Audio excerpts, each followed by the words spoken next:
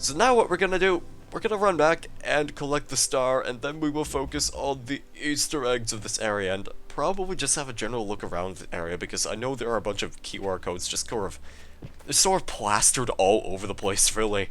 It's, the thing about these worlds, what I don't like about running through them is that there's just a bunch of QR codes which I probably have missed before, and that just, it kinda irks me in a sense.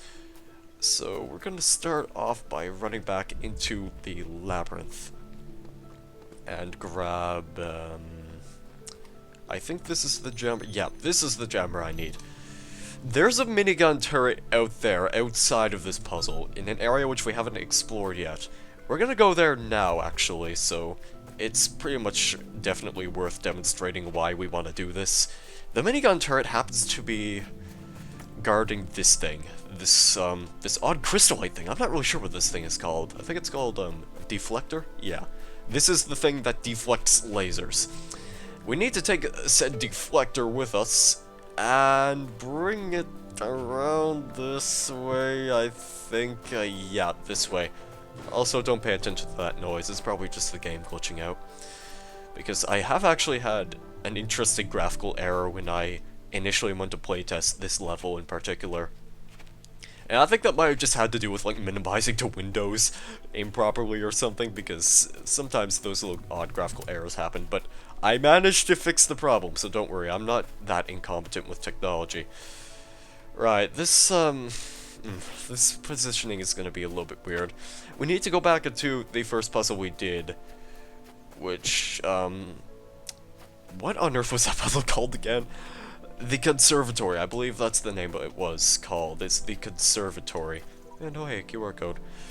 Right, I'm just gonna quickly browse at those if I come across any more, but we need to focus on collecting the final star of this area, the one and the only final one, technically speaking. Yes. Now we're gonna go all the way back into the Conservatory and connect that laser as we are properly supposed to. And to do just that, just need to grab this and then circle around like so. Connect this over here and then move this laser back just a little bit so that way it's sort of traveling down this hallway.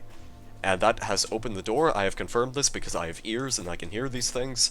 And then we're just gonna take the long way around once again. That is, don't look at that. And we are going to go finally get the star. Like I said, this is a pretty basic world, and even the star isn't too bad.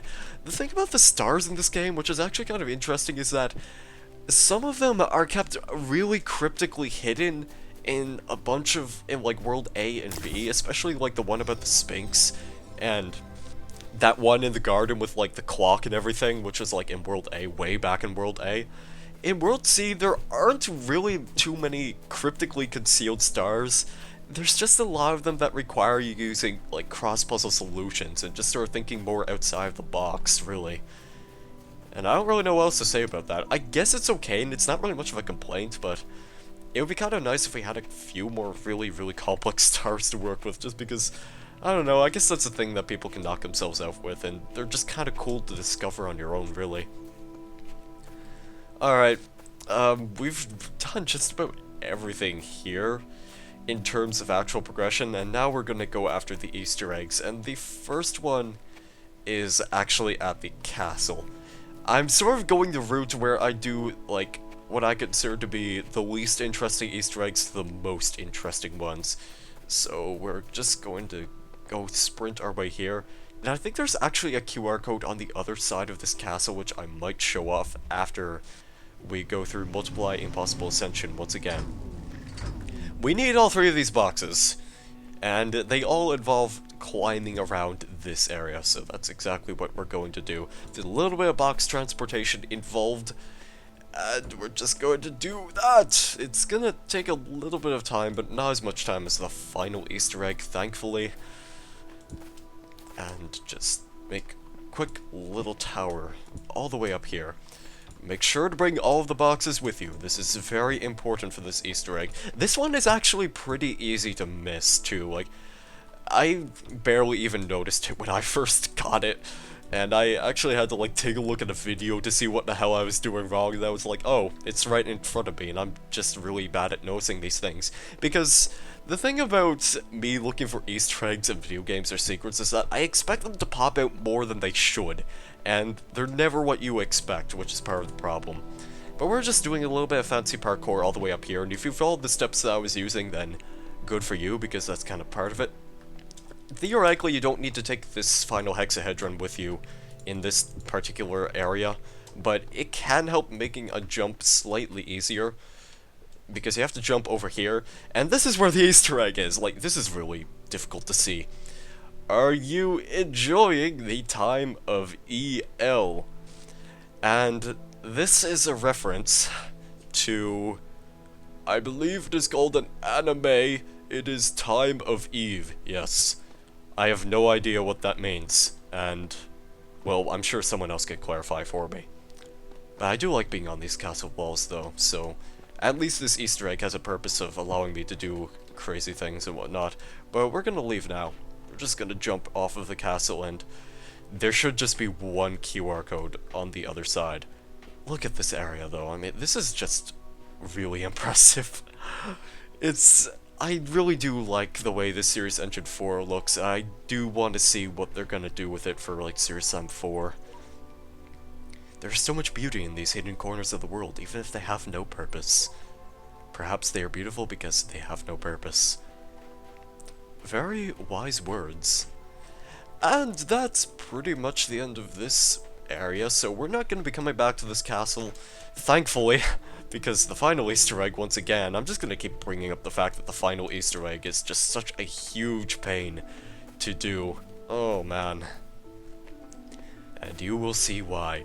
But first of all, we're going to go get the second Easter egg, which is considerably the easiest one to find because it sticks out like a sore thumb, and I'm not really sure if I would consider it an Easter egg. There's a glitch in the Matrix over here, which we passed by a few times. And if you fall in, you get treated to this. Mr. Smith, Mr. Wesley, glad you can make it. What are you screaming for? The paint hasn't even started yet. That's a lot of bull. What are you waiting for? A one-liner? Time to inflict some serious pain. This Christmas, say it with Let's Shout. Honey, I'm home. The doorman should wear a suit. It's a shame to let good dynamite go to waste. Hard bodies, soft heads. Mr. Smith. Now, if anyone's played Series Sam 3, they might recognize the music that's playing in that area, which is... it's from level 2. It's like Museum Basement, I think. But yeah, they reused that asset for that area for some odd reason, and I think you can actually hear it earlier on in the game, during one interesting little sequence. If you have pretty good listening ears, or if you've been playing the game by yourself, you might notice these things, and if not, then oh well.